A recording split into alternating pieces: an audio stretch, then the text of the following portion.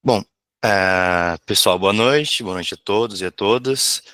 Estamos aqui mais uma vez para começar mais um semestre do GEDMIN, né, um grupo de estudos em Direito Minerário da FMG. Foi o primeiro grupo de estudos em Direito Minerário do país. E agora estamos começando o nosso semestre de 2025/1, um novo ciclo do GEDMIN. A gente está com a nova coordenação. Esse semestre a gente está contando, além de mim e do Maicon, que a gente já está aqui há algum tempo, a gente está contando com a presença do Otávio, da Larissa e da Juliana, que estão aqui para somar no jeito de mim.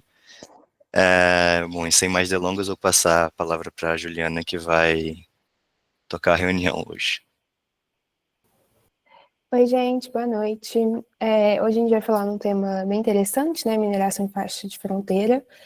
Vamos contar com a presença da Gabi Salazar, sócia da SVED7, responsável pela área de mineração, graduada e mestre em Direito pela FMG, LLM em Direito Mineral pela Universidade of Dundee, pós-graduada em Direito Ambiental na FUMEC e em Direito dos Contratos no CEDIM. Tem uma vasta experiência aí na área, então tenho certeza que a reunião vai ser muito proveitosa. Gabi, a palavra é sua, fica à vontade, qualquer coisa, conte com a gente aqui. Show, Ju, muito obrigada.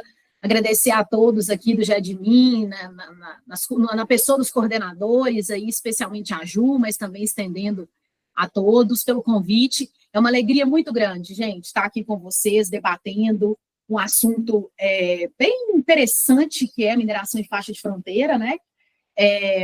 Mas, acima de tudo, eu me sinto um pouco voltando ao FMG, de certa forma, né? Ainda que, assim, virtualmente, mas contribuindo um pouquinho com vocês aí nessas reflexões. Bom, eu gostaria de sugerir a todos que fiquem super à vontade, tá, pessoal? Longe de ser palestrinha ou aula, não, é um debate mesmo. É muito bom ver alguns nomes conhecidos, fiquem super à vontade para participar. Danilo comentou no início, não temos formalidades do meu lado também não, tá? Então, se quiserem perguntar durante a apresentação, se quiserem fazer algum comentário, levantem a mão. Eu estou me dividindo aqui em duas telas, até peço desculpa que eu estou olhando para cá. Minha câmera está aqui na minha esquerda, mas a minha tela está aqui. Então, se eu não ver nenhuma a mãozinha levantada, vocês me acionem, por favor, tá bom?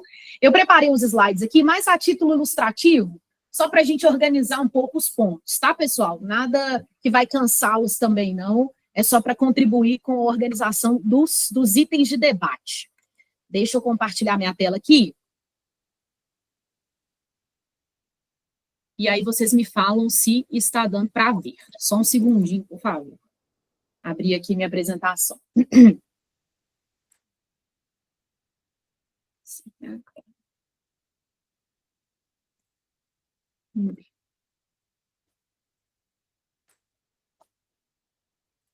Permitir.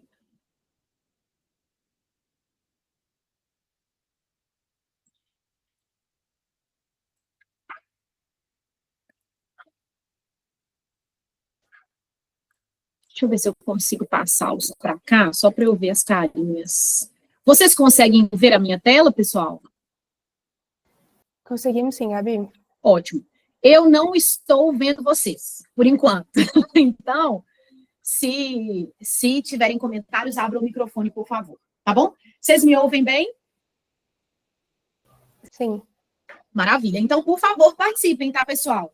Porque senão vou ficar aqui chateada achando que vocês não estão acompanhando, tá bom? Vamos lá.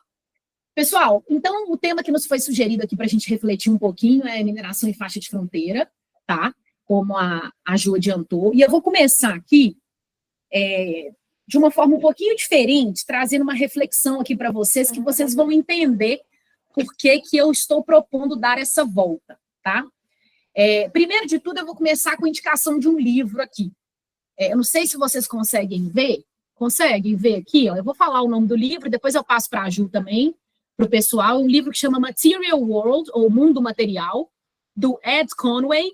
Ele é um colunista, um jornalista, colunista do The Times, do Sunday Times, que cobre assuntos de política. E nesse livro aqui dele, ele vai falar sobre as substâncias ferro, areia, sal, numa tradução livre, petróleo, cobre e lítio. E ele vai falar da relevância dessas substâncias e vai trazer alguns apontamentos políticos e econômicos. E por que nós estamos trazendo essa reflexão? Eu trouxe alguns dados aqui dele, que eu gostaria de levantar aqui com vocês, e vocês vão entender a volta que a gente está dando, e nós vamos, prometo a vocês que nós vamos parar na faixa de fronteira. Vamos passar aqui, ó. Primeiro, eu queria fazer uma reflexão aqui com vocês sobre, de novo, alguns dados que ele traz no livro e que ele compartilha no que se refere à areia. Não sei se vocês sabem, né, desde aí o século XIV, mais ou menos, a gente tem conhecimento de que a Holanda, ela vinha se esforçando, de alguma forma, para aumentar o seu território e para cobrir alguns riscos de diminuição aí da sua área, né? E o que esse autor traz nesse livro, esse Ed Conway, é que esse movimento de aumento de território, ele vem acontecendo com muita intensidade, especialmente na Ásia. Então, ele traz, por exemplo, o exemplo de Dubai, que vem aumentando seu território significativamente. Nós vamos explicar como está acontecendo esse aumento. Ele traz aí dados, por exemplo, de Tóquio, que adicionou aí dados dele, tá, pessoal? 25 mil hectares de terra dragadas do oceano desde o século XIX, e aí essa terra, numa tradução aqui, ele se referia especialmente ao material de areia dragadas do oceano. A China também, gradualmente expandindo as suas cidades costeiras. E qual que é a busca disso? É uma busca por soberania sobre águas territoriais, por extensão da costa para que haja uma maior soberania e alcance sobre recursos naturais, sobre minerais offshore, ou seja, fora da plataforma territorial ali continental. Então, ele traz uma expressão que é a colocação de areia, ou o transporte de areia, a recolocação dessa areia, vira uma nova fronteira de diplomacia, é uma expressão que ele usa no livro, no século XXI. E aí ele traz um componente que é a mudança climática. Com a mudança climática, com a elevação dos oceanos, a corrida por essa procura da areia, ele entende que ela vai acelerar. E aí ele traz um exemplo que eu tenho certeza que todos aqui conhecem, já foram, que são as Maldivas. Ele fala especialmente das Maldivas, que estão implementando algumas barreiras de areia, de terra também, né, ao redor da capital, que é Malé, justamente porque as Maldivas serão atingidas gravemente se todas as previsões científicas acerca da mudança climática, do aquecimento global, se confirmarem. E aí ele traz informações adicionais, por exemplo, de Singapura, que é um dos países líderes em importação de areia, que o país está crescendo numa taxa aí, ele usa square miles, né, milhas quadradas, há uma taxa de mais ou menos 10 milhas quadradas por década, e essa infraestrutura demanda areia. E a gente tem uma percepção, pessoal, de que a areia é algo muito comum, muito abundante, né? E a gente tende a não entender por que existe algum tipo de corrida pela areia se não se trata de um recurso muito abundante, né? E a gente sabe que não é. Porque esse raciocínio ele faria sentido se toda substância mineral areia fosse a mesma. E, tecnicamente, ele traz no livro que não se trata da mesma substância. A gente tem, por exemplo, areias que são muito como substância mineral, e aqui eu não estou falando do ponto de vista técnico, tá, pessoal? Aqui sou do ponto de vista meramente de curiosidade, de estudar algo que está fora do jurídico, mas que no direito da mineração a gente tem aí esse privilégio, que é conversar com outras áreas, né? E ele traz isso no livro dele, de que se fosse assim, se toda areia fosse igual, não haveria por que Dubai, que é um deserto, importar areia da Bélgica ou do Reino Unido. Então, ele usa uma expressão, ele fala que a areia é um serious business, é negócio sério. Ele coloca lá, de acordo com o Programa de Meio Ambiente da ONU, né, para que a gente evite uma crise no fornecimento de areia, a gente deveria tratar a areia como se fosse um mineral estratégico, e que ela deveria ser tratada aí com uma relevância semelhante ao que a gente trata o cobre e até o lítio. E ele vai trazendo alguns números objetivos, por exemplo, de informações advindas da disponibilidade desse recurso natural. Ele traz um apontamento que até então eu desconhecia, não sei se vocês conheciam. Houve uma ação do governo do México em que o governo ele concedeu a famílias socialmente mais necessitadas, concedeu a elas uma certa quantidade de concreto para que elas pudessem pavimentar o chão das suas casas. E qual que era o objetivo disso? Combater doenças. E ele traz os dados objetivos desse combate, né, em que isso resultou aí numa redução de doenças infecciosas em mais ou menos 78%, sobretudo em crianças. Registros, por exemplo, de crianças que manifestavam diarreias lá nos hospitais, nos centros de saúde, caindo pela metade, anemias caindo aí em 4/5 do número original, índices que mediam até manifestações de depressão das mães, vendo as crianças naquela situação, foram alterados, foram melhorados. Então, ele fala que isso para o México como um todo foi um movimento político e social muito importante, e tudo graças a uma sacola de cimento, ele fala lá. E a gente sabe que o cimento aí vai ser produzido a partir de uma mistura feita também com areia.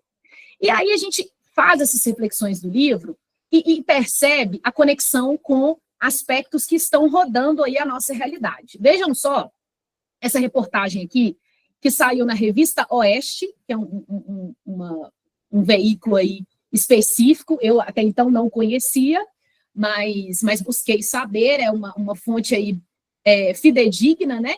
E existe aqui uma reportagem feita por esse jornalista Evaristo de Miranda, em 2 de fevereiro de 2024, então a gente está falando de algo até recente, e ele corrobora dados que esse jornalista do Ed Conway está trazendo no livro dele. E a manchete é: falta areia para construir no deserto e no mar. As famosas ilhas artificiais em Dubai exigiram a extração de mais de 100 milhões de toneladas de areia do fundo do mar e esgotaram as reservas do Emirado.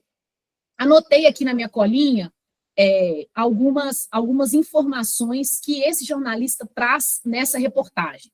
Ele coloca, e aqui eu vou passar, talvez aí vocês já tenham presenciado essas estruturas em viagem específica ao local, mas nós estamos falando aqui nesse canto esquerdo de famosas ilhas lá em Dubai, que são chamadas de Palm Islands. Essas Palm Islands, elas foram feitas a partir dessa extração de 100 milhões de toneladas de areia, que eu anotei aqui na minha colinha, e todas vindo de importação dos Emirados. Esse edifício à direita, que é o Burj Khalifa, desculpem a pronúncia, foi totalmente construído com areia vinda da Austrália. Nós estamos falando aí de quase 50 mil toneladas de areia que vieram da Austrália. Esse edifício, ele tem aqui, anotei na minha colinha, tá? Depois vocês podem conferir aí para ver se eu não estou falando mentira. Mais de 800 metros de altura, cerca aí de 160 andares, recobertos, vejam os números, gente, 168 mil metros quadrados de vidro sobre 110 mil toneladas de concreto. Então, é muito material, é muito recurso mineral, especialmente aqui no foco da nossa reflexão, areia. E aí, ele traz alguns dados que não se circunscrevem apenas a Dubai. Ele fala que a própria China, ele fala dos próprios Estados Unidos, que são grandes importadores de areia, e ele traz que a lavra da areia, muitas vezes, ela é tão rara e tão cara que existem praias com determinados, ao redor do mundo, tá, pessoal? Com determinadas concentrações granulométricas e técnicas específicas da substância mineral, em que elas são literalmente roubadas durante a noite. Essa extração dessa areia, existe ali uma lavra ilegal, existe ali um crime, inclusive a gente sabe que existe toda uma conexão criminosa por trás. Não sei se vocês já se debruçaram aí sobre o estudo da lavra ilegal ao redor do mundo, e o Brasil, infelizmente, integra esse espectro. A gente sabe que um crime, ele raramente estaria sendo cometido de forma isolada, existe toda uma conexão por trás, e aqui não é diferente, e ele retrata isso nessa reportagem. E ele fala que muitas das vezes a lavra ilegal dessa areia, ela é inclusive um meio de subsistência em algumas regiões, para que as pessoas consigam mesmo sobreviver. E aí ele traz um contraste em relação ao Brasil. Ele fala que no Brasil a gente tem uma extração de areia mais em leito de rios, pouco em cavas que ele chama de secas, né?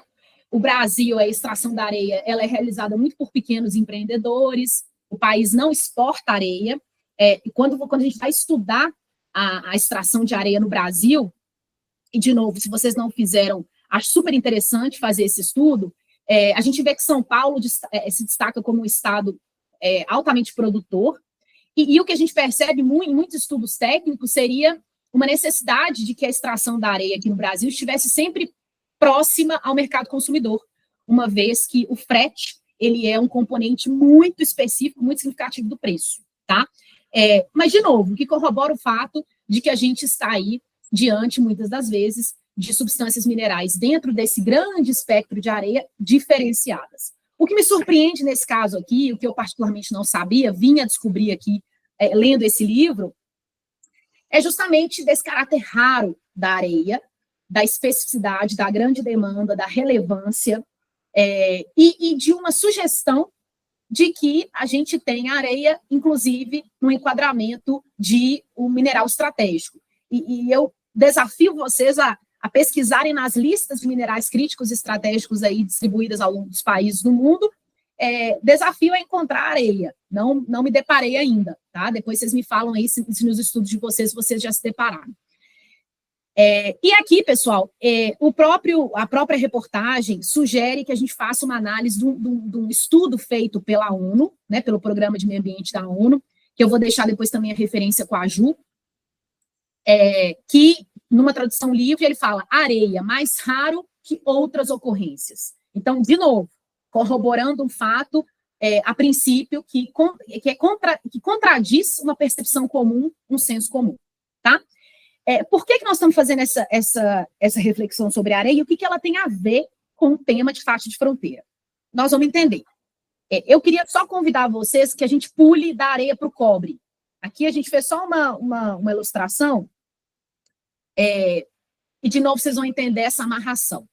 Existe um minerador aí, um bilionário, fofocas aí da Forbes, contam que ele está entre os 1.500 bilionários do mundo, tá, gente? Agora no ano de 2025, e que ele seria aí o 14º mais rico de Singapura, onde ele é baseado. Não sei se vocês já ouviram falar dele, que é o Robert Friedland. O Robert Friedland, ele é fundador e executivo também, de uma companhia que se chama Ivanhoe Mines, que é listada em Toronto, e aí tem uma grande produção em minas ao redor do mundo. E ele tem uma frase em relação ao cobre, que ele fala que, baseado aí nos problemas ambientais e ecológicos do mundo hoje, toda solução que se busque para os problemas ecológicos e ambientais do mundo vai levar ao cobre. Inevitavelmente vai passar pelo cobre. O Goldman Sachs, que é o banco de investimento que todo mundo já ouviu falar, trata o cobre aí num relatório emitido em 2021 como o novo petróleo. Então, se tem uma percepção muito clara da relevância que o cobre tem como substância, e aí sim, mineral crítica, e que compõe muitas das listas que a gente vê dos países ao redor do mundo, né? E aí, o que é colocado, tá, gente? Que o cobre, ele seria um substrato mesmo, né? Uma sustentação que a gente não vê, né? Que está ali perdida nos processos de transformação, mas que viabiliza a vida moderna como a gente conhece. Então, por mais que seja lugar comum dizer isso, essa própria reunião que a gente está fazendo aqui, e inúmeros outros exemplos que se viabilizam a partir das propriedades químicas específicas do cobre. E aí, de novo, isso tudo, gente, trazendo do livro aqui que eu trouxe de sugestão para vocês já aqui no início da nossa reunião, do Ed Conway. E quando ele trata do cobre, ele coloca aqui, ele traz a sugestão de um vídeo do YouTube, e aí eu confesso para vocês, gente, que desde a pandemia, quando a gente foi convidada a ficar mais recluso, eu estou muito viciada nesses vídeos de YouTube. Então, na hora que eu li que ele estava sugerindo um vídeo do YouTube, e que este vídeo se referia a um esportista, porque eu basicamente adoro esporte, eu corri lá para ver, trouxe aqui um print para vocês. Teve esse rapaz aqui é um ciclista alemão, o meu alemão também não vai cooperar, então se tiver alguém aí que fale alemão, me corrija, Robert Frostmann, não sei se é assim que pronuncia o nome dele, ele foi desafiado, campeão olímpico, então aí um esportista de outro nível. Ele foi desafiado a pedalar a sua bike indoor, ligada a uma torradeira, com a máxima intensidade que ele conseguisse. E aí ele conseguiu ali dar o máximo dele mesmo ali em 60 segundos e ele colapsou e não aguentou. E na torradeira, quando ele tira o pão, ele está levemente cozido. Não chega nem aos pés do que seria possível, de fato, fazer com uma torradeira ligada na tomada. Aí eles colocam no final do vídeo, né? Deixei até um nomezinho aqui para vocês, se tiverem curiosidade, rapidinho, acho que uns 3, 4 minutos. Então, nós precisaríamos de um Robert para tostar mesmo um pedaço de pão, precisaríamos de 180 para movimentar um carro e 43 mil para movimentar um avião. E qual que é a finalidade desse vídeo, dessa brincadeira, né?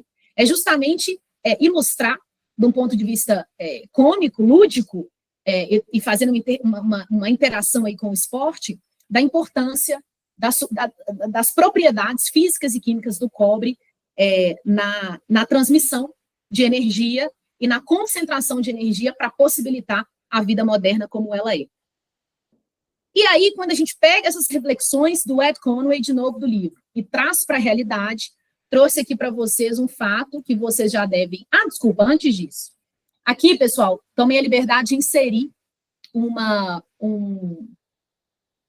representação, né, visual. Esse site aí vocês devem conhecer, que é o Visual Capitalism. É um site que faz aí vários infográficos muito interessantes. E aqui eles colocam que o cobre, ele seria aí crítico, né? Critical, para hoje, para amanhã e para sempre. E aí ele traz por quê? Eu não vou entrar nas minudências aqui, mas ele coloca as aplicações, desde o setor de joias até o setor de saúde, o setor de transporte. Aqui, por exemplo, a gente tem que, eles trazem, né, o percentual de mais de 40% de todo o cobre usado na construção e na infraestrutura. Então, a gente teria aqui, ó, esses roofing materials, né, que são os materiais usados para telhado, para resistência a vento, os materiais utilizados para condutividade térmica, para geração, transmissão, distribuição de energia, sempre destacando a condutividade como um elemento específico, e o Ed Conway traz no livro que é muito difícil encontrar uma outra substância mineral que tenha atributos tão especiais para a condutividade elétrica como o cobre. Então, por isso que ele tem esse valor ainda mais relevante. Aqui, para transporte, e olha para vocês verem, gente, um carro, ele coloca ali, um carro de luxo, um average, né, um carro de luxo padrão ali, contém aproximadamente 1,6 quilômetros de fio de cobre. Então, é uma demanda aí relevante, né? E ali, de novo, né, os veículos elétricos, os ônibus, os trens, utilizam aí e se baseiam no cobre pelas suas propriedades dessa condutividade, vamos chamar assim, né? Aqui, para a parte de saúde, né, da infraestrutura de hospitais, olha para vocês verem, uma superfície de cobre elimina 99,9% de determinados tipos de bactéria com 2 horas de exposição. Isso é muito... Quando eu vejo esses dados, é claro, né, gente, a gente tem que tomar cuidado também muito, muito com as fontes, né, porque hoje todo mundo é autoridade em tudo e todo mundo apresenta dados e informações de todos os lados. Aqui, o pessoal tem uma curadoria, né, para tirar essas informações. E quando a gente vê esses números, é muito mágico, né, essa propriedade da substância mineral, o que ela é capaz de fazer e como que ela possibilita o desenvolvimento, de fato, da vida moderna, né, como ela é e como ela se estabelece hoje. Aqui, mais ou menos, mais uma vez, um outro exemplo no setor de joalheria, que aqui é bem óbvio, e aí ele trata aqui da importância do cobre como resistência à corrosão, mais uma vez como condução de eletricidade e confortos da casa, né? E ele traz vários tipos de exemplo aqui da nossa rotina que a gente encontra aqui no nosso próprio ambiente doméstico, né? E aí ele traz, né, por que o cobre para amanhã?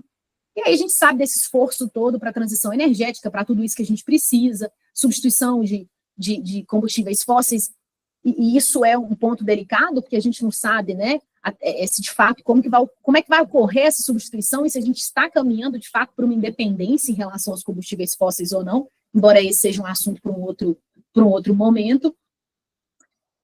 E uma previsão que é feita, que a gente já conhece até da própria Agência Internacional de Energia, que fala aí que até 2030 a gente precisaria de mais 250 mil toneladas de cobre por ano, para a gente conseguir aí fazer uma substituição de frotas, para uma eletrificação de frotas, especialmente de veículos. De novo, isso também, nós temos algumas reflexões, né? Algumas críticas que devem ser feitas, mas que a gente deixa para um momento oportuno. E ele traz um exemplo aqui, ó, Visual Capitalist. Ele traz aqui um exemplo da importância da reciclagem do cobre como uma composição dessa demanda, e algo que eu adianto para vocês, gente, assim, por mais que a gente busque abrir portas da reciclagem para recursos minerais, infelizmente, a reciclagem não consegue, de fato, encontrar, abastecer a demanda que nós temos. Então, por mais que a gente considere a ferramenta reciclagem como algo possível, ela ainda representa um percentual muito pequeno do que, de fato, a gente precisa, tá? E aqui, de novo, mais ilustrativo dessa importância do cobre e que, de novo, corrobora as informações que o Ed Conway traz no livro dele.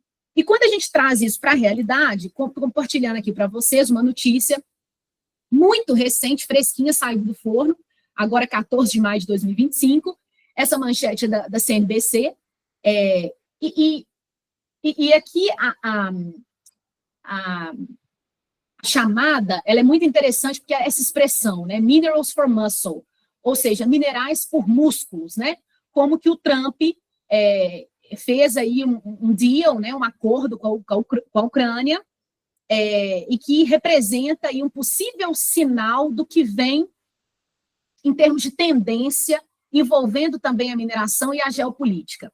Essa expressão, minerals for muscle, quem cunhou essa expressão é o Roldowen, que é o CEO do ICMM, que é o Conselho Internacional de Mineração e Metais, e ele, ao avaliar esse acordo, não sei se vocês tiveram contato com o acordo, ainda tem alguns pontos um pouco obscuros, porque é um acordo que ele é complementado por um outro documento, que, pelo que está sendo entendido, esse é um documento que não foi publicizado ou até mesmo negociado entre as partes, então tem algumas peças do quebra-cabeça que a gente não consegue ainda saber, mas fato é que esse é um acordo que coloca ali a geopolítica e a mineração praticamente de mãos dadas.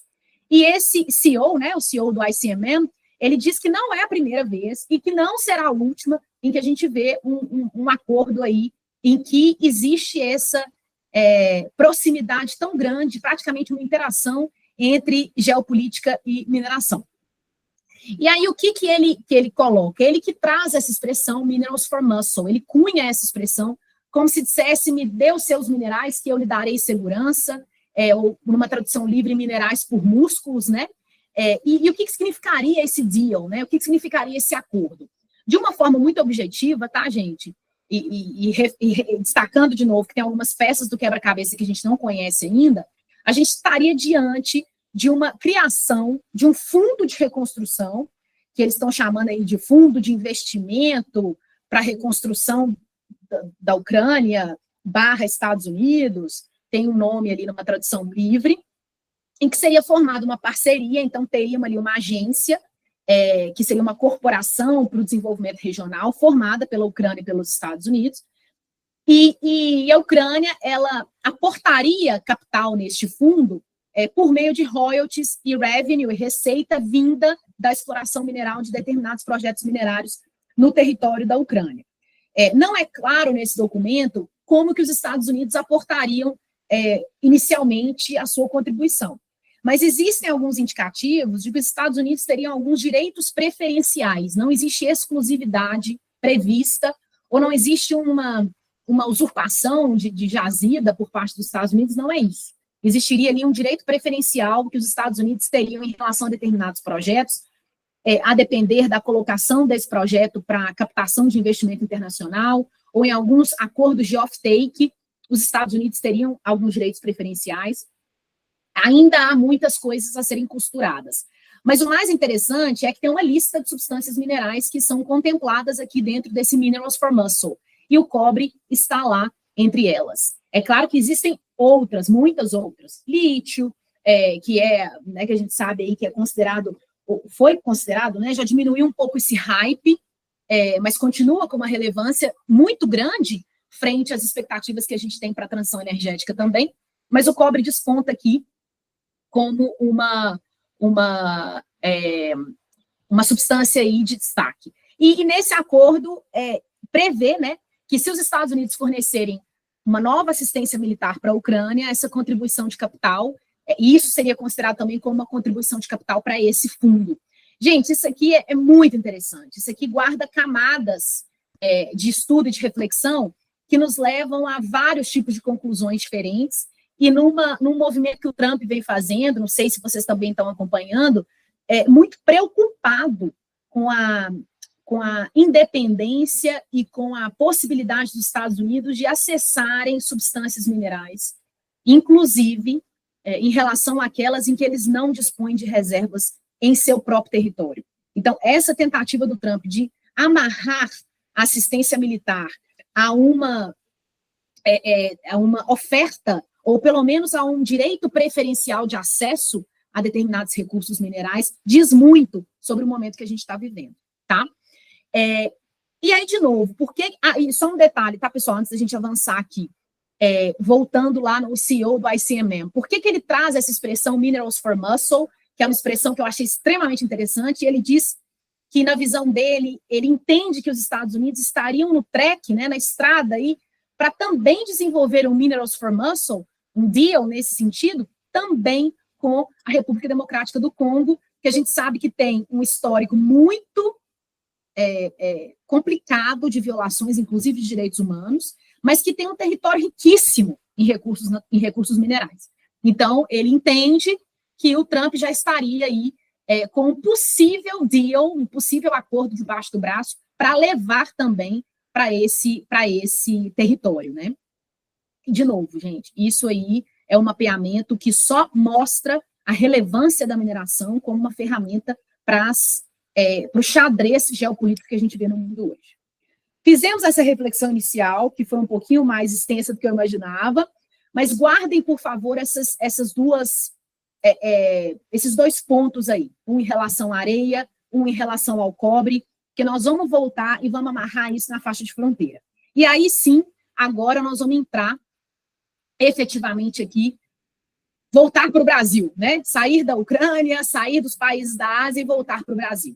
Isso aqui, pessoal, é uma representação em mapa do que vocês já devem ter visto em vários estudos, em vários trabalhos. Esse aqui eu peguei especificamente de um artigo do ResearchGate, que eu coloquei a fonte aqui embaixo, mas nós temos várias outras representações.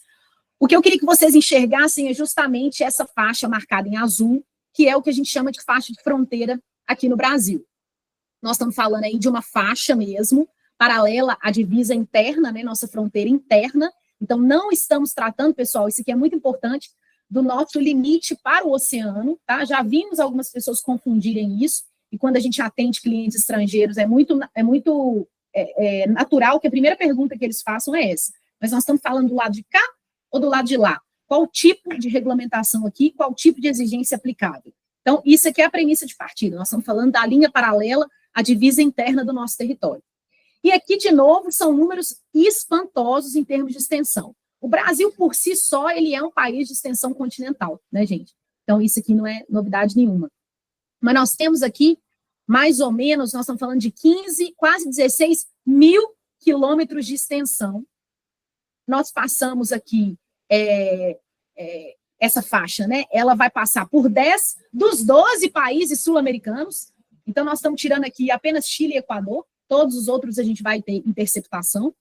E uma figura a título de comparação, porque eu particularmente confesso para vocês que quando falo os números isolados assim, às vezes eu fico um pouco perdida, né? Ok, 15 mil quilômetros de extensão, mas vamos trazer um comparativo para a gente pensar. Se nós elencássemos os territórios dos países da América do Sul, em termos de extensão de território, a faixa de fronteira brasileira seria o terceiro maior território da América do Sul. Nós teríamos o Brasil em primeiro lugar, com 8,5 milhões de quilômetros quadrados, a Argentina em segundo, com um pouco mais aí de 2,5, e aí viria a faixa de fronteira brasileira. Nós teríamos aí 1,5 milhão de quilômetros quadrados. Só depois viria o Peru, Colômbia, Venezuela, Bolívia e os demais países. Então, em termos de... Aí, quando a gente compara, a gente consegue ter uma ordem de grandeza melhor, gente. É um território extremamente significativo, é uma faixa territorial extremamente significativa, né? E aí, a largura dela, como a gente sabe, é de 150 quilômetros, paralela a essa divisória terrestre, e a gente está falando aí de 11 estados que são abarcados. Então, se a gente contar lá do Amapá até o Rio Grande do Sul, nós estamos passando aí por 11 estados e cerca de 588, quase 590 municípios. Então, assim, é muita representativa a extensão desse território, tá? Quando a gente dá um passo para trás, e aqui eu vou dar um passo bem para trás, nós vamos fazer uma volta aqui de quase 100 anos, a gente pode dizer que o marco inicial dessa faixa de fronteira vem lá da Constituição de 34. Então, de fato, a gente volta bastante no tempo. Na época da Constituição de 34, ela não era tratada como faixa de fronteira. Ela tinha o nome de faixa de segurança nacional, o que já dá para a gente um contorno do que ela buscava, né? Qual que era o objetivo dessa faixa estabelecida pela Constituição de 34. Então, tinha-se uma busca por um resguardo da soberania e da segurança, vamos falar primeiro, segurança do território, considerando a fronteira, a divisa com outros países, especialmente no continente sul-americano.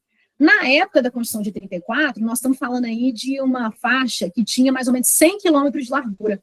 Então, ela engordou, né? Ela foi rebatizada lá nos idos de 54, 55, então ela deixa de ser faixa de segurança nacional e passa a ser faixa de fronteira, e ela engorda. Então, ela sai de 100 para 150 quilômetros, né? Quanto mais velho vai ficando, a gente tende a dar uma engordadinha. A faixa de fronteira foi a mesma coisa. E isso, gente, nós estamos falando de 18% do território. Então, se nós considerarmos toda a extensão geográfica do Brasil, quase 20% do território hoje está na faixa de fronteira. Dando exemplos de percentuais, de novo, para a gente tentar estabelecer ordem de grandezas. Olha ali para o Rio Grande do Sul. Se a gente considera a faixa de fronteira no Rio Grande do Sul, a gente está falando que mais da metade do território do Rio Grande do Sul está em faixa de fronteira. 52%, ou quase 55%. No Acre, agora vamos subir lá para o Acre. Olha lá para vocês verem, fica pouquíssimo do Acre, fica branco. Praticamente 90% do território, vamos falar aí 88% do território do Acre está dentro da faixa de fronteira, tá? E se a gente vai ali, por exemplo, para Rondônia, que está até próximo ao Acre, a gente tem ali pouco mais da metade de Rondônia também como um território dentro da faixa de fronteira. E aí a gente pensa, né? Como é que é a regulamentação disso?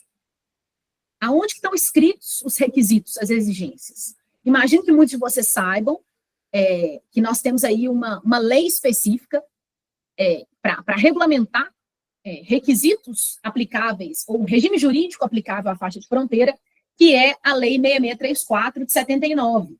E essa lei, ela é regulamentada por um decreto, que nós vamos falar aqui que ele sofreu algumas alterações, veio aí com algumas modernizações, mas uma lei que é anterior à Constituição de 88. Então, a primeira pergunta que a gente se faz quando a gente estuda um diploma legal, né, que é anterior à Constituição, como é que foi o processo de recepção dessa lei pela Constituição Federal? E se foi recepcionado, ou se a gente está aqui discutindo um assunto ao arrepio da Constituição Federal, né? E como que isso se operacionaliza hoje.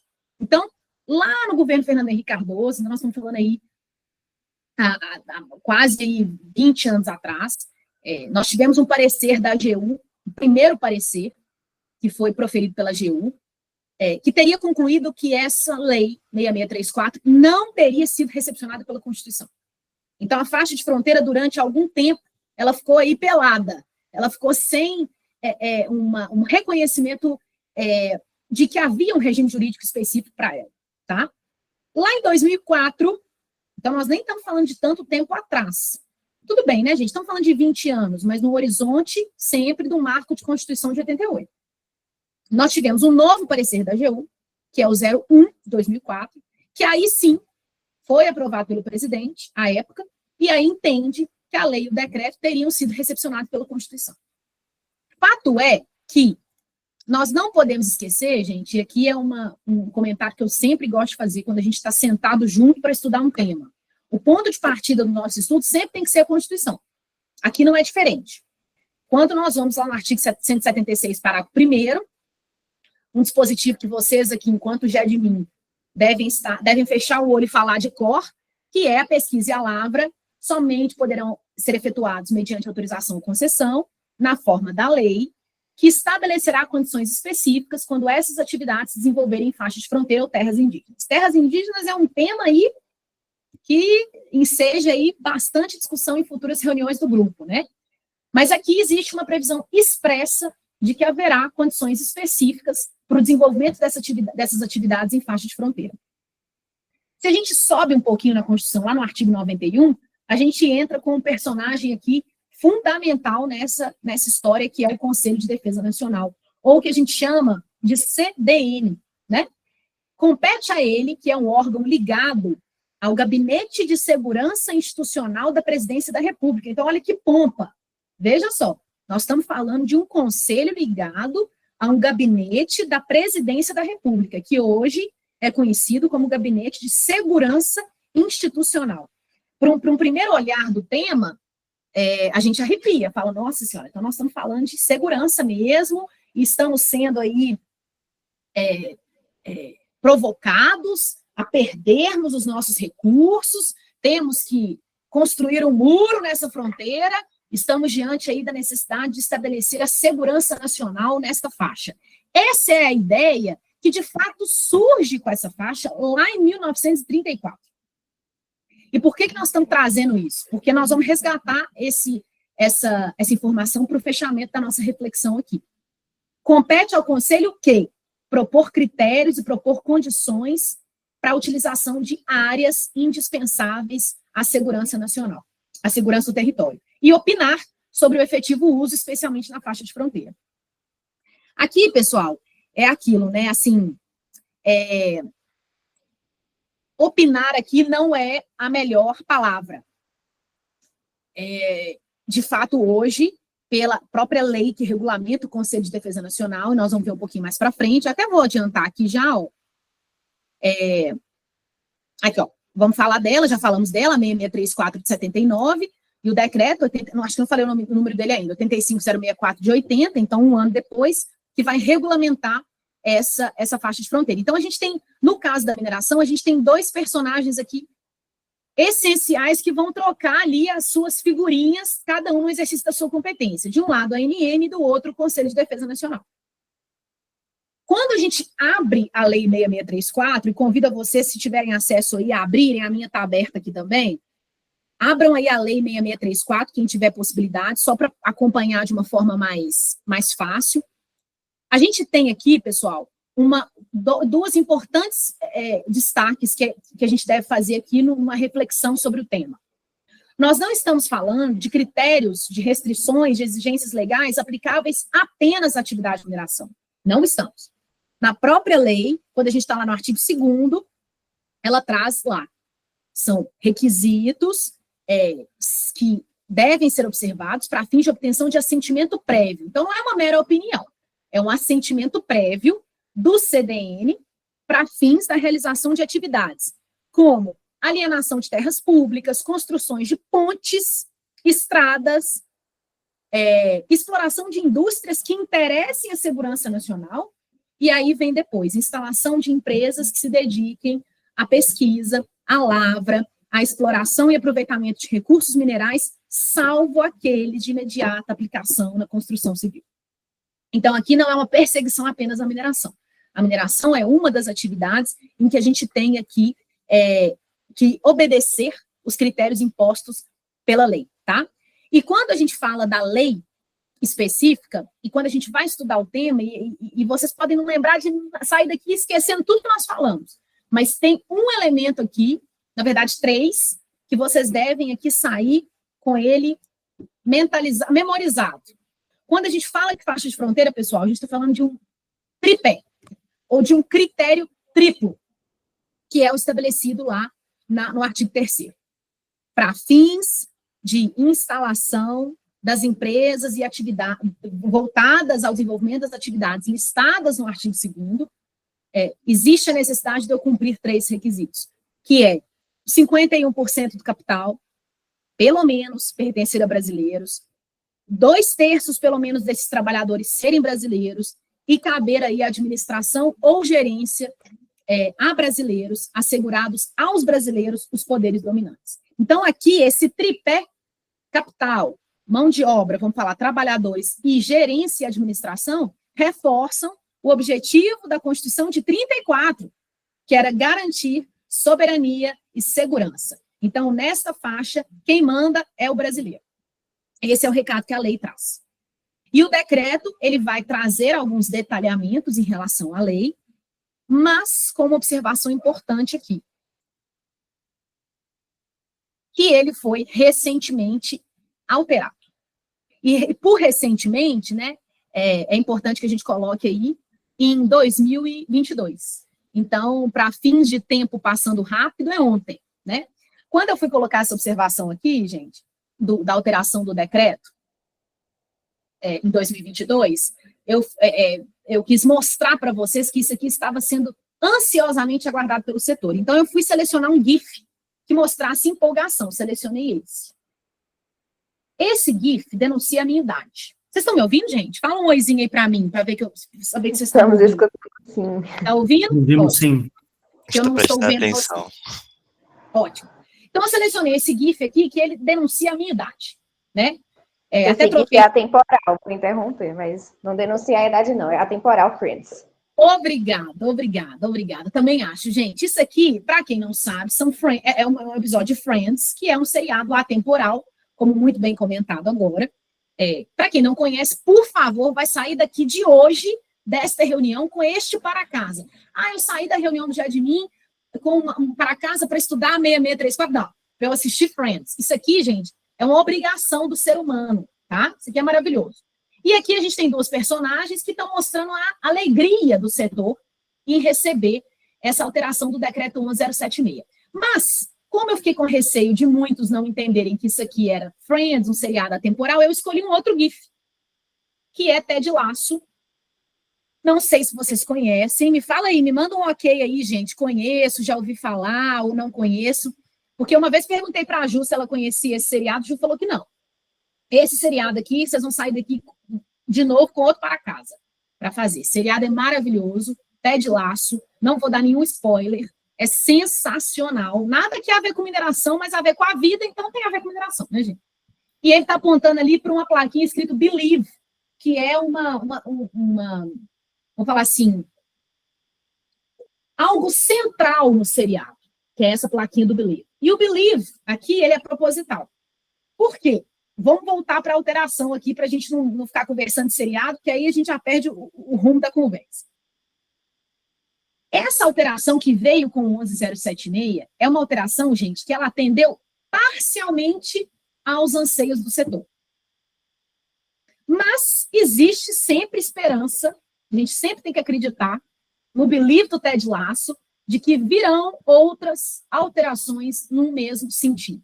Se vocês forem pesquisar alterações trazidas pelo decreto 11076, especificamente voltadas à faixa de fronteira, é muito comum que vocês encontrem comentários no sentido de desburocratização de procedimentos. E aqui, o principal elemento que a gente destaca, alterado pelo decreto 11076, tem a ver com o arquivamento de atos societários. O que eu quero dizer com isso? Antes dessa desburocratização, qualquer tipo de ato constitutivo e alteração contratual de empresas, e aqui nós estamos falando especificamente de mineração em faixa de fronteira, tinha que passar por um assentimento prévio do CDM. Então, isso vocês podem imaginar no day by day, aí, na rotina operacional, o tempo que isso demorava e a insegurança jurídica que trazia. Esse decreto, ele traz uma simplificação de fato. Ele traz uma desburocratização. ao dizer que seria desnecessário, a partir de então, maio de 2022, desnecessário este assentimento prévio, desde que essas respectivas alterações contratuais, societárias, sejam devidamente arquivadas nas juntas comerciais competentes e também na ANM, por força aí do dispositivo do Código de Mineração, artigo 81, salvo engano, que determina que a ANM seja constantemente atualizada. E na faixa de fronteira, essa atualização ela é ainda mais relevante. Aí você fala, Gabi, mas nós estamos aqui com 2 GIFs para representar só isso? Gente, isso, querendo ou não, já foi um ganho, já foi uma simplificação ansiada. Tem mais por vir? Queremos acreditar que sim. Vamos fazer uma leitura crítica aqui no final e eu não quero também demorar para minha conclusão aqui, porque eu já estou vendo que o horário está avançando. Agora, se a gente pensar em requisito exigido pela lei, eu tenho que pensar que vai existir uma sanção para eu descumprir esse requisito. Então, a lei 6634 traz que, se houver descumprimento de obrigações previstas na lei para fins de atividade em faixa de fronteira, aqui nós estamos falando especificamente da mineração, a gente teria a possibilidade de uma sanção de multa de até 20% do valor declarado do negócio que foi irregularmente realizado. Então, existe uma complexidade nessa apuração e uma nulidade de pleno direito do ato correspondente.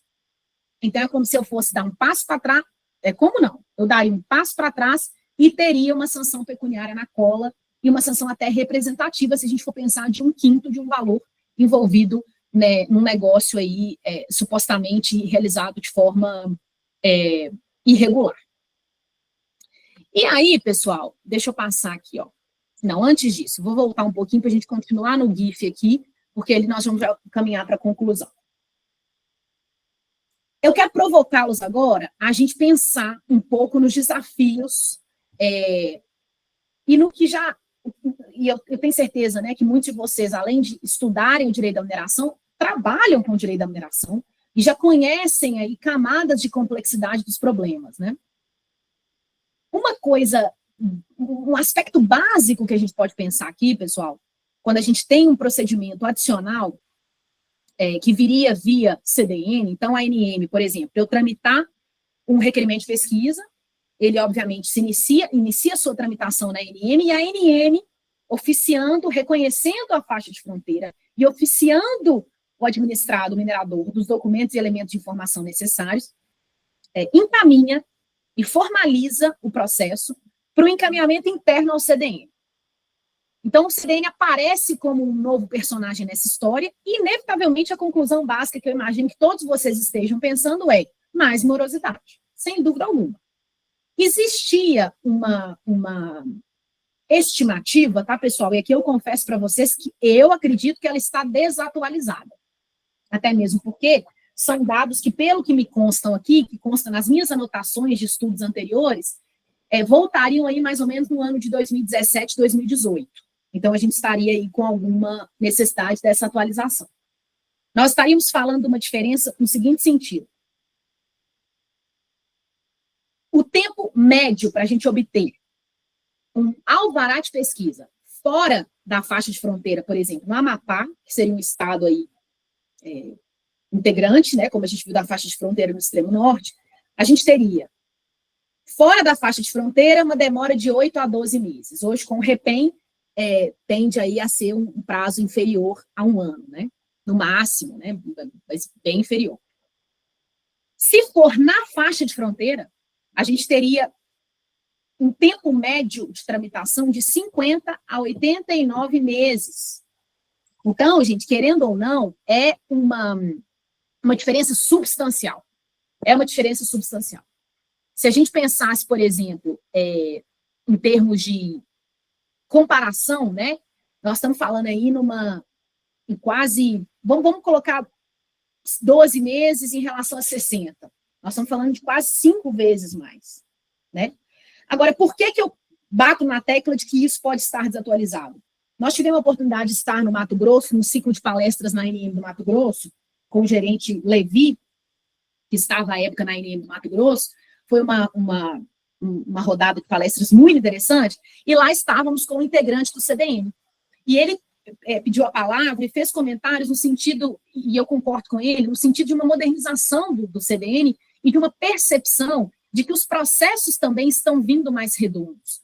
Então, que eles tendem também a acelerar, não acelerar no aspecto de comprometer a rigidez do processo, não é isso. Mas se eu recebo o pacote redondo, isso facilita a análise do CDN. Agora, não elimina o fato de que nós podemos pensar em melhorias. Uma delas, que eu já sugeriria aqui, imagino que vocês, alguns de vocês já devem estar pensando, não existe, gente, uma integração expressa entre os sistemas da ANM e do CDN. Eu tenho um SEI na ANM hoje, que gira e está girando muito bem, aí, possibilitando a otimização de trabalho tanto dentro da administração pública quanto fora dela, vocês sabem, aí operadores do direito da mineração, e é um sistema que não conversa com o sistema do CDN, isso é básico. Não sou técnica da informação, não entendo nada desses sistemas, mas imagino que não seja difícil, hoje, se trabalhar no sentido de uma integração entre esses sistemas. O que viria muito bem e ao encontro de uma maior celeridade dos procedimentos. Tá? Um outro ponto que a gente pensa, né, gente? Será que nós estamos... e aí, saindo de um contexto de mera administração pública e passando para um contexto legislativo. Se vocês tiverem curiosidade e pesquisarem na Câmara, no Senado, vocês irão encontrar vários PLs. Aqui eu não selecionei, né, porque eu sabia que o nosso tempo ia ser um pouco mais curto, que propõem uma revisão dessa regulamentação da própria 6634, por entenderem que ela estaria um pouco anacrônica. Será que nós estaríamos, de fato, no mesmo momento, e aqui eu vou usar uma expressão já antecipando um pouco a conclusão que eu vou sugerir aqui para vocês, para a gente, obviamente, refletir. Será que nós estamos no mesmo momento geopolítico de 1934? E aqui nós vamos começar a amarrar as reflexões iniciais que nós fizemos lá da areia e do cobre, né? A mesma investidura do legislador constituinte em 34 seria a mesma que nós precisaríamos refletir na lei hoje? Será que nós não estamos no momento em que a gente deveria buscar incrementar a atratividade do capital, inclusive estrangeiro, gente, porque quando a gente fala de mineração, é inevitável que a gente fale de capital estrangeiro. Vocês acompanham aí os projetos de mineração, vocês sabem, né? A mineração ela é uma indústria global. E assim, é inevitável entender e perceber o fluxo do capital vindo de países que a gente sabe, inclusive, os polos, né? A gente tem aí, por exemplo, o Canadá como um polo específico de levantamento de capital para projetos. Capital estrangeiro que vem a todo momento procurando jurisdições com segurança jurídica para aportar o capital. E será que nós estamos num momento de endurecer ou continuar com práticas de 1934? Ah, Gabi, mas você está sugerindo, então, que a gente extinguisse esse regime jurídico? Não necessariamente. No Peru, por exemplo, que é um país vizinho, a gente tem faixa de fronteira, obviamente, gente, que o território é outro, a dimensão territorial é outra, mas a faixa de fronteira deles, até onde me recordo, são 50 quilômetros. Então, nós estamos falando de 1/3 da nossa. Será que nós não poderíamos pensar aí numa diminuição dessa faixa de fronteira? Né? Qual seria o sentido de mantermos ela gordinha, saindo do 100 para o 150, da forma como foi feito lá em 1955? Então, assim, são algumas reflexões que vêm à mente, pessoal, e que a gente deve casar com a nossa realidade atual. Nós não podemos ser anacrônicos no estudo do nosso direito da mineração de hoje, do dia 20 de maio de 2025. Não podemos. A nossa cabeça é outra, a nossa realidade é outra, e a gente sabe que a realidade ela antecipa a mudança legal. Né? Os fatos acontecem e a legislação corre atrás. E vocês são os formadores de opinião, do presente e do futuro, são os futuros legisladores, os futuros juízes, os futuros magistrados, advogados, e que vão operacionalizar o direito da mineração em diferentes instâncias, né? Então, é preciso que a gente tenha uma visão crítica em relação a isso e a pertinência dessa manutenção de um regime da forma como ele está.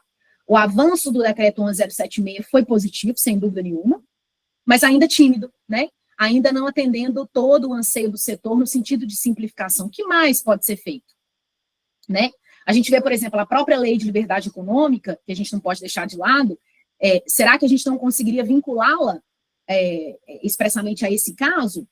Talvez aqui a gente teria uma resistência maior, mas uma demora, uma morosidade grande do CDN, ou na emissão de um título em faixa de fronteira, caso ela aconteça, mais uma vez eu digo, o CDN vem cada vez mais se modernizando e avançando nesse aspecto, mas a gente não poderia ter aí uma aprovação, caminhar no sentido de uma aprovação tácita, ousado? Pode ser, mas temos que pensar, a gente tem que pensar. E aí, pessoal, caminhando aqui para o final, e trazendo a nossa reflexão inicial para cá.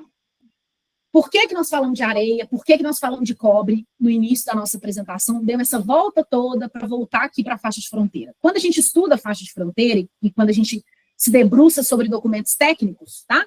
Especialmente se vocês forem ler algum artigo de geologia, de engenharia mineral, especialmente do Serviço Geológico do Brasil e outros tantos, vocês vão se deparar com essa divisão da faixa de fronteira em arcos. Eles chamam de arco norte, arco central e arco sul, tá? Um levantamento que eu fiz aqui junto ao estudo, algumas informações do próprio Serviço Geológico Brasileiro e algumas informações de um estudo realizado na Universidade Federal do Rio de Janeiro, no curso de Geografia. Eles fizeram um trabalho em 2021. E vejam só que interessante. A colinha que eu fiz aqui é a seguinte. No arco norte, que é essa parte, obviamente, aqui acima, a gente tem ocorrências potencial, tá, gente? Potencial. Vamos usar essa palavra. Potencial para ocorrências significativas de cobre. Tem ali algumas províncias minerais, eu não vou me arriscar aqui na parte técnica de geologia, né? Que, de fato, foge totalmente à minha expertise, mas de curiosa, existe aí uma expectativa de ocorrência de potencial mineral forte para cobre. Dentre outros, tá, gente? Aqui eu estou falando do cobre porque nós selecionamos a substância para reflexão inicial. Se a gente vai para o arco central, a gente tem ali potencial e ocorrências significativas, dentre outros, para cobre e para diversas substâncias empregadas na construção civil. E a areia, ela está expressamente lá como uma substância de ocorrência em vários processos minerários. Levantados aí, eles fizeram um cruzamento de dados entre o Sigmine e entre o Cadastro Mineiro, um levantamento conjunto, cruzaram os dados e fizeram um levantamento nesse estudo. No Arco Sul, a gente mantém o potencial para cobre, em que é comum a todos os arcos, o Sul, o Central e o Norte, e aí a gente adiciona uma presença e um potencial para ocorrências de areia e saibro. De novo, agregados à construção civil. Gabi, mas por que você está dando essa volta, assim, né? Não estou entendendo, né? O que está acontecendo? Vou fazer aqui, gente, uma referência a um artigo de opinião publicado pelo Raul Jungmann, que é o atual presidente do IBRAM. O Raul, ele tem um posicionamento muito interessante, ele tem uma visão política muito grande. Eu até coloquei aqui uma frase dele, ó, aqui já está caminhando para o final. Vejam só a reflexão que ele traz aqui. A conclusão é nítida. Isso lá no artigo de opinião dele, eu coloquei a referência aqui com o título, se vocês quiserem ler, tá? Minérios, a nova moeda geopolítica e imperativo estratégico para o Brasil. Lá no Correio Brasiliense. A conclusão é nítida. A conclusão dele é a nossa aqui na nossa reflexão. Mineração não é opção. É imperativo, inclusive, para o Brasil. A guerra na Ucrânia deixou claro que recursos minerais são tão estratégicos quanto o petróleo no século XX. Para o Brasil, negligenciar o seu subsolo é abrir mão de desenvolvimento econômico, autonomia tecnológica e influência geopolítica. Essa frase do Raul Jungmann, para mim, ela é muito interessante. De novo, tem várias camadas aqui. Quando a gente pensa em potencial mineral da nossa faixa de fronteira e traz como exemplo a areia, que nós falamos no início, com toda a relevância que ela tem, e que nada de raro, que ela não é nada de abundante, que ela tem um componente de raridade. É claro que vai depender, tá, gente? Aqui nós não estamos entrando no conteúdo aí, na especificidade técnica de cada areia, né? A areia brasileira em relação à areia da Austrália, não. Nós não estamos entrando nisso. Mas fato é, quando a gente pega o potencial mineral desses arcos, deixa eu voltar aqui, ó. Arco Norte, Arco Central e Arco Sul. Nós temos potencial estimado para cobre, para areia, dentre outras substâncias, e a gente volta nessas reflexões, e a gente poderia fazê-las para outras substâncias minerais também. Porque o que mais está acontecendo agora é movimentação em direção a substâncias minerais estratégicas, ou não necessariamente declaradas estratégicas, mas que a gente vê que a areia é uma delas, né? E nós vemos um potencial, muitas vezes, subestimado, ou eu diria, dificultado. Aqui eu estou fazendo uma pergunta mesmo de reflexão, tá, gente? Um potencial burocratizado. A gente pega essa faixa, que seria o terceiro maior território da América do Sul, com potencial previsto. E a gente olha para os Estados Unidos, indo à Ucrânia, é claro que eles estão indo a outros inúmeros destinos, tá? Costurando um acordo para ter acesso às substâncias minerais que provavelmente nós temos de forma abundante nesta faixa verde, por exemplo. Quando nós percebemos a relevância de um material simples como é a construção civil, aí você fala, Gabi, mas lá na Lei 6634, eu tenho uma exceção para agregados de construção civil. Eu não tenho que passar por aquele crivo. Isso aí, não tem. A areia entraria neste grupo. Agregados da construção civil. Contudo, eu não posso deixar de considerar que outras atividades necessárias, muitas das vezes, para o próprio desenvolvimento da lavra da areia, necessita do crivo. E a gente viu lá que a Lei 6634 ela não é voltada apenas às exigências para fins de mineração. Nós temos ali o desenvolvimento de outras atividades que podem ter algum tipo de conexão com isso. Ou mais do que isso, né? A segurança jurídica que eu terei para o desenvolvimento de empreendimentos minerários que visem a exploração desse potencial. E nesse artigo de opinião, é muito interessante porque o Raul Jungmann coloca que nós temos apenas 4% do território brasileiro mapeado numa escala adequada para fins de produção mineral, embora o Serviço Geológico Brasileiro faça um esforço aí, permanente para fins desse mapeamento, né? E aí o Raul Jungmann coloca, sem dados, a gente tem uma subutilização e um desconhecimento do nosso potencial. Perfeito. Excelente. Mas nós estamos no momento em que essa faixa de fronteira, ela adquire uma relevância ainda maior, pelo potencial mineral que ela guarda, frente às substâncias minerais que estão rodando o mundo aí em disputas geopolíticas. E aí, para fechar, pessoal, uma reflexão que eu deixo aqui para vocês pensarem e opinarem também. Será que a soberania, da forma como ela foi trazida na Constituição de 34, a segurança nacional, a soberania, trazida pela definição de faixa de fronteira e estabelecimento de requisitos, ela não mudou o seu conceito para hoje? Será que hoje segurança nacional não significaria justamente eu viabilizar, incentivar, facilitar a exploração desta faixa de fronteira, ao invés de dificultar o seu acesso? Olha, para vocês verem um conceito constitucional e também operacionalizado do ponto de vista legal, que provavelmente, aqui é uma reflexão, tá, pessoal? De novo, não tem nada escrito em pedra aqui, não. Vem sofrendo uma inversão ou uma ressignificação.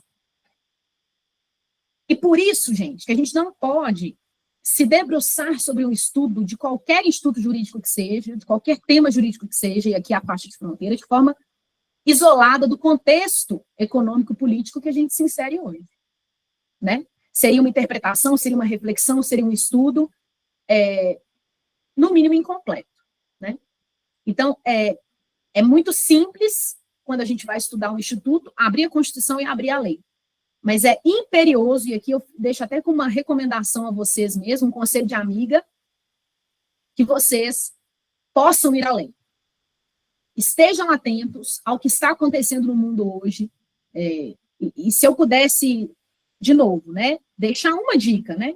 Hoje vocês estudam uma área que está extremamente quente, precisando de operadores do direito, excelentes como vocês, mas que tenham uma compreensão fora da caixa, né? Nós não podemos fechar a visão. Hoje a gente estuda em camadas de complexidade. E este tema que vocês escolheram muito bem, e que eu tive aqui a alegria de trazer algumas reflexões para vocês pensarem, ele é um tema que demanda uma reflexão para além do que está disposto hoje do ponto de vista normativo. É claro que os procedimentos devem ser seguidos para fins de, novamente, segurança jurídica do desenvolvimento econômico, mas nós não podemos deixar de pensar em proposições em formas de melhoria, né? Deixo meu contato aqui no final, e nesse QR Code aí, acredito que ele esteja funcionando. Fiquem super à vontade para me acionarem no LinkedIn, no celular, ajudem meu celular também, o Maicon tem meu celular. Fiquem à vontade, é um prazer sempre enorme a gente discutir mineração, direito da mineração, geopolítica minerária, se é que a gente pode cunhar aqui uma expressão, essas expressões que vêm, né, Minerals for Muscle, esse deal dos Estados Unidos com a Ucrânia, né, gente, essa não abundância da areia que nos desperta tanta curiosidade, tudo isso tem uma razão de ser. E o Brasil, sem dúvida alguma, como bem disse o Raul Jungmann, é uma potência. E para a gente destravar essa potência que está muito travada, nós precisamos de vocês. Então, contem comigo, o que eu puder ajudar em termos de reflexão, de troca de ideia, por favor, deem um pulinho no escritório, vamos tomar um café, vamos comer um pão de queijo, nós temos um pão de queijo, uma delícia no escritório, fala, Gabi, estou passando aí, vamos discutir mineração, você está aí, vamos falar de geopolítica, estou super à disposição. Obrigada pelo convite mais uma vez, e por favor, fiquem super à vontade aí para comentários, dúvidas, se eu souber responder, claro, se eu não souber, eu guardo a anotação aqui para a gente descobrir a resposta junto. Volto a palavra aí para você, gente, muito obrigada, viu? Gabi, muito obrigada. Como sempre, muito esclarecedora. Gente, fique à vontade aí para fazer perguntas, se vocês quiserem mandar no chat, abrir o microfone, fiquem à vontade. Faz um comentário aí, gente, pelo amor de Deus, não vão achar que tá todo mundo dormindo. Vou sair daqui chateada, vou ter que assistir Friends para me consolar.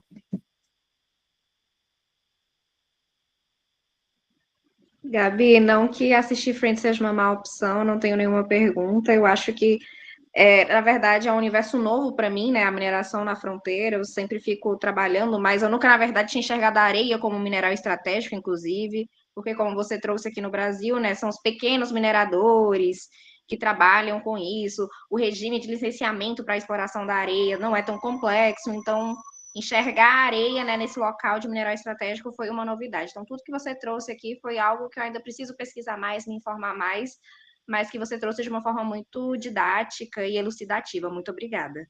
Obrigada a você, Amanda. Vamos junto nessa, porque tem muita coisa boa para a gente descobrir, né?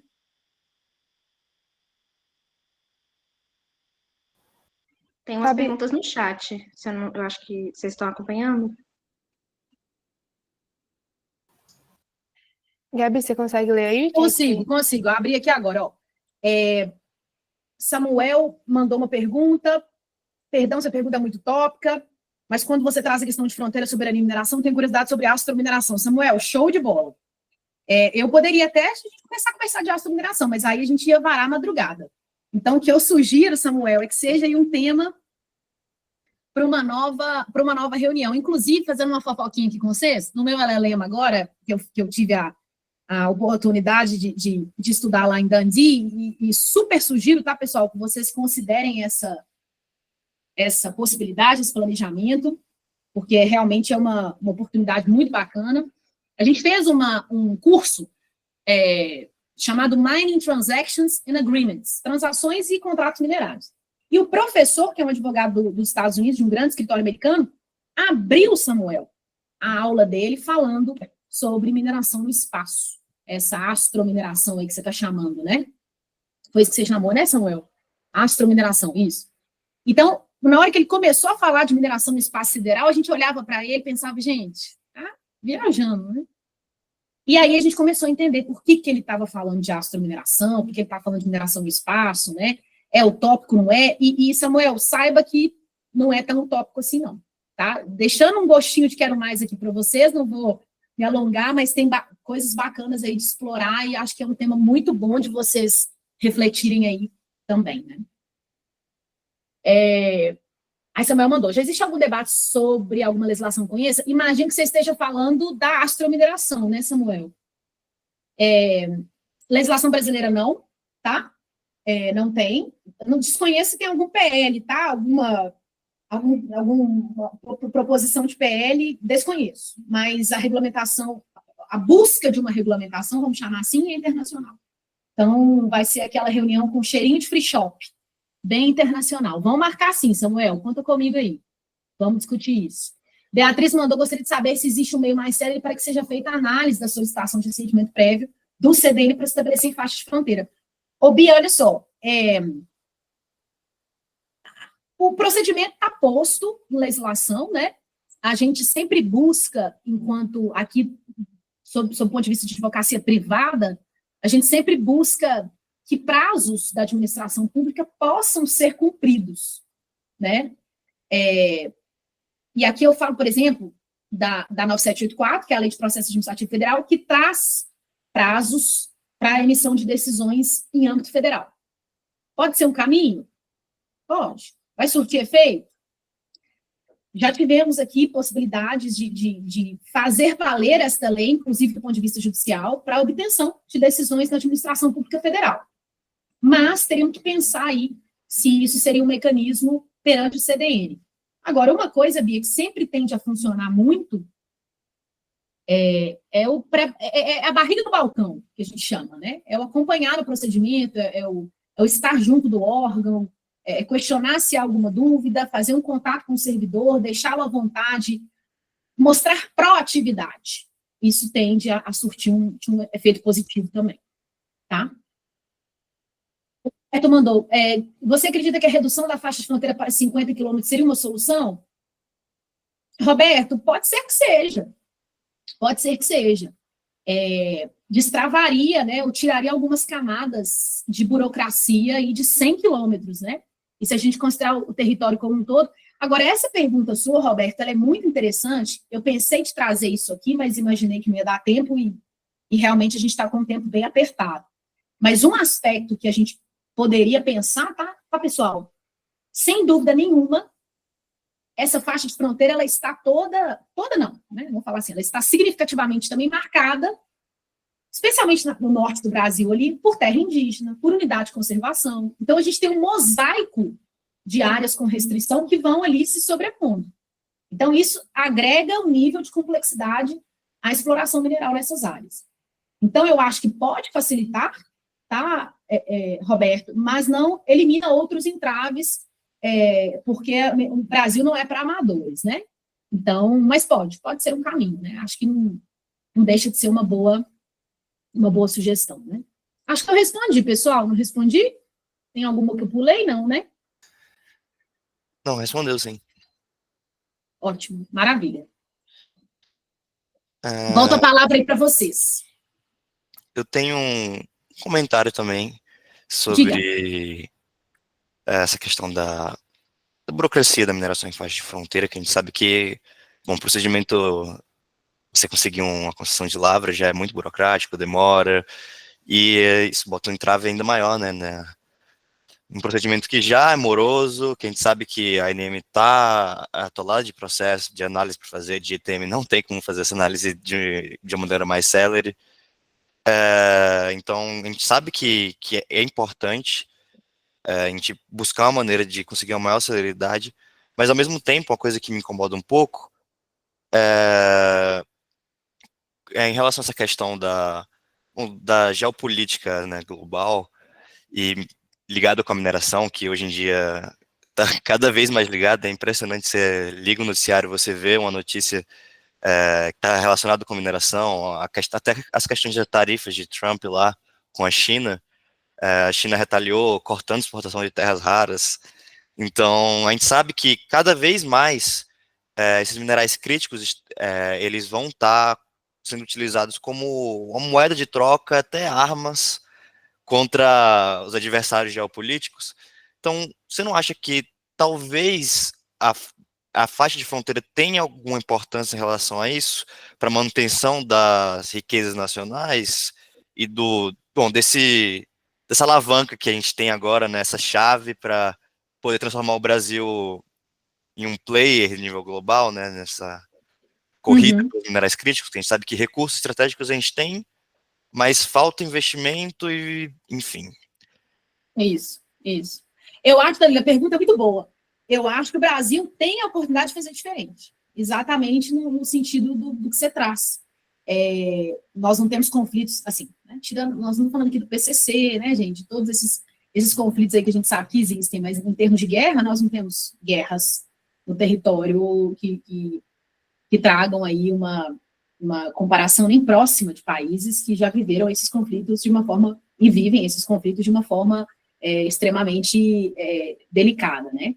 Então, eu acho que o Brasil tem justamente a oportunidade de fazer diferente, mas eu entendo, Danilo, e aí não sei, tá, se a faixa de fronteira, no requisito como que ela traz lá de 1934, seria capaz de travar a posição do Brasil nessa geopolítica. Eu acho que é aí que cabe a gente pensar, né?